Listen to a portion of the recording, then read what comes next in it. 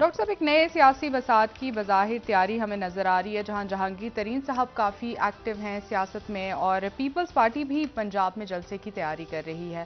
आइंदा आने वाले दिनों में क्या हमें इस सियासी तौर पर क्लैरिटी नज़र आएगी या मज़ीद हमें इस्तेहकाम सियासी और माशी तौर पर मुल्क में देख सकेंगे? ना जी, फिलहाल सियासी इस्तेकाम है और ना ही माशी इस्तेकाम है, बल्कि मजीद हिजान है, क्योंकि ये अब एक मामला जो कहते हैं ना कि मंतकी अंजाम की तरफ ये कुछ शेप ले रहा है। जी। लेकिन यानी पॉलिटिकल चेस बोर्ड के शेप लेने से पहले एक बड़ा हिजान और बड़ा तूफान इस वक्त बपा है मुल्क में। और आगाज तो तहरीक इंसाफ से करते हैं। 7 तारीख को ये जो 190 बिलियन जी। पाउंड्स का एक केस चल रहा है, इस पे जो है वो 7 तारीख को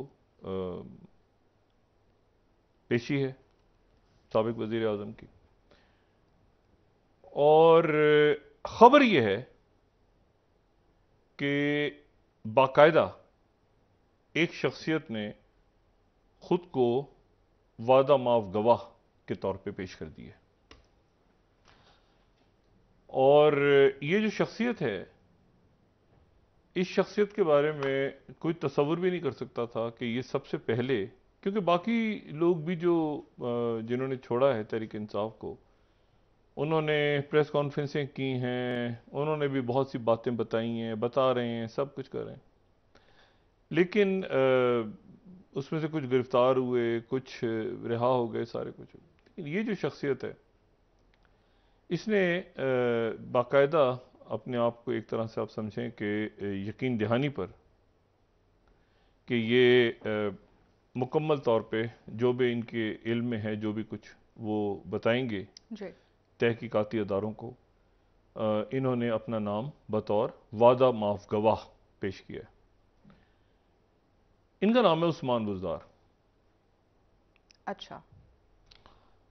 और ये साबिक वजीर आला पंजाब में, और ये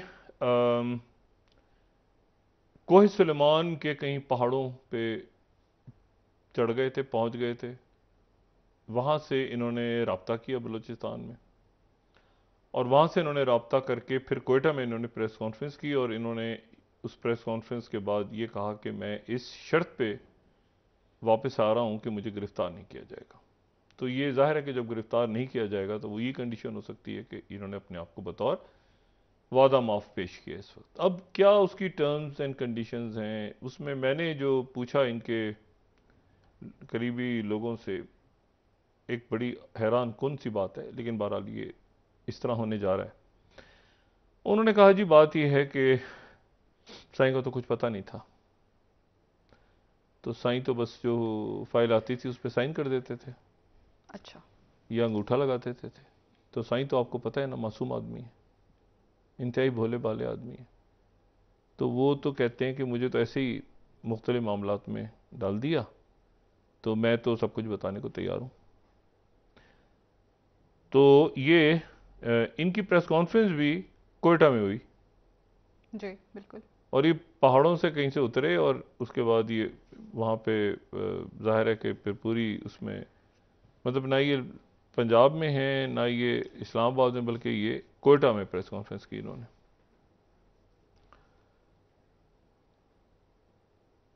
ये सूरज चांद ने कोई गड़बड़ी कर दी है ज़्यादा। अच्छा, बहरहाल एक तो ये मामला हैरान कुन, हैरान कन। हैरान कुन। और लेकिन ये सियासत है। और इनकी इनकी जब तारीफ करवाई जाती थी तो इस तरह से इनका इंट्रोडक्शन ऐसा होता था कि यही तो तब्दीली है, यही तो असल में तब्दीली है कि एक ऐसा मासूम शख्स जो है और ऐसा वसीम अकरम ऐसा क्लास। आदमी, और जो यही तो तब्दीली है। तो मैं अब क्या इस पे कह सकते हैं। तो इन्होंने भी सारा मलबा जो है वो कि मैं तो सिर्फ साइन करता था, मुझे तो ऑर्डर्स आते थे। और ये दूसरी जो है, तो ये तो बहुत ही हैरान कुन बात है। तो इसलिए इनको गिरफ्तार नहीं किया जा रहा और ना किया जाएगा। अभी, जब तक ये तहकीकात में ताउन करेंगे।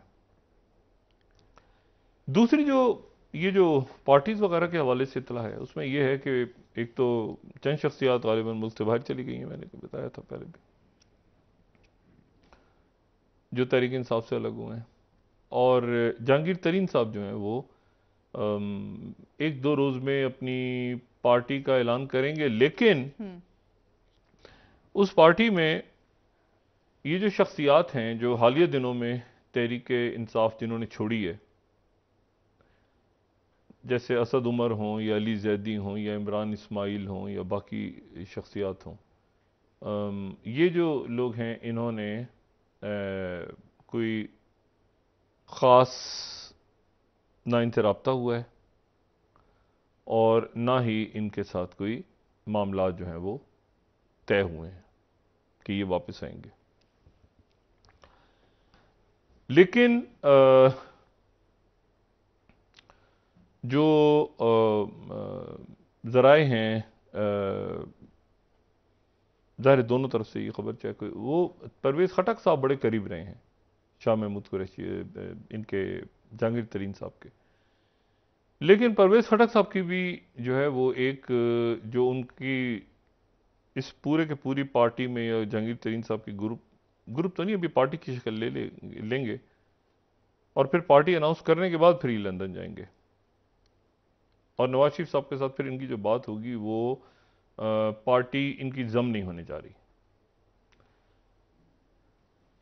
और परवेज़ खटक साहब से बात इसलिए नहीं हो रही कि परवेज़ खटक साहब एक कुछ ऐसी उनके कोई डिमांड हैं जो जहांगीर तरीन साहब जिन पे आमादा नहीं हो रहे। यानी वो एक बड़ा चंक चाहते हैं कि इस ग्रुप का जो पूरा मतलब सिलसिला है वो उनसे मतलब उनकी तरफ हो जाए, ठीक है, बजाय कि जहांगीर तरीन साहब उसको हेड करें या लीड करें।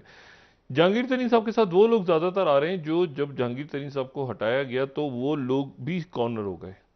यानी ये वो हैं जो वफादारान जहांगीर तरीन साहब समझ लें आप, जिनको जहांगीर तरीन साहब ने जिन्होंने बुरे वक्त में जो जहांगीर तरीन साहब के साथ खड़े हुए।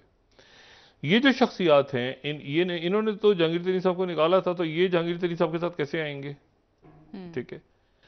और फवाद चौधरी साहब जो हैं उनका भी राब्ता हुआ जहांगीर तरीन साहब से, उनकी बहुत अच्छी दोस्ती रही और जहांगीर तरीन साहब, लेकिन जब जहांगीर तरीन साहब का मामला ख़राब हुआ तो उस वक्त फिर फवाद चौधरी साहब ने जहांगीर तरीन साहब को साथ नहीं दिया।